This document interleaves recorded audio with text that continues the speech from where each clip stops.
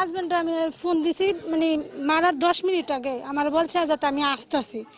10 minute পরে phone দিয়ে বলতেছে যাতে লতিফ বাইরে ধরে নিছে গা, কে নিছে গা, আবুর ছেলেরা নিছে গা, নিয়ে মাইরা লইতেছে।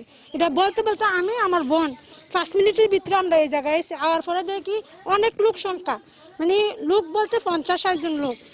আমরা দুনো বোনে দৌড়ে আমার হাজবেন্ডের সামনে গেছি, হাজবেন্ডের সামনে যাইতে চাইছি, আম করে দেয় না, বাধা দেয়, যাতে যাইতে পারবি না। আমি কাছে কি কিসের জন্য, আমার হাজবেন্ড কি বাচ্চা আছে না মরে গেছে, আমি শুধু দেখবো, না যাইতে পারবি না, ইয়া করছে, গেলে তোরে মারমু।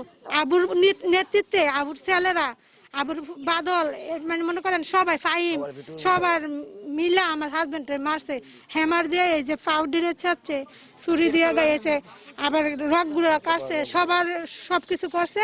করার পরে আমার হাজবেন্ডে অজ্ঞান করে ফেলা রাখছে, কিন্তু আমগরে যাইতে দেয় নাই, আমার দুনো বোনেরও যাইতে দেয় নাই। আমি চাই যে এরা আমার স্বামীরে মারছে তাদের বিচার চাই, আবু মোল্লার ছেলেদের ফাঁসি চাই, আমি আবু মোল্লার ফাঁসি চাই।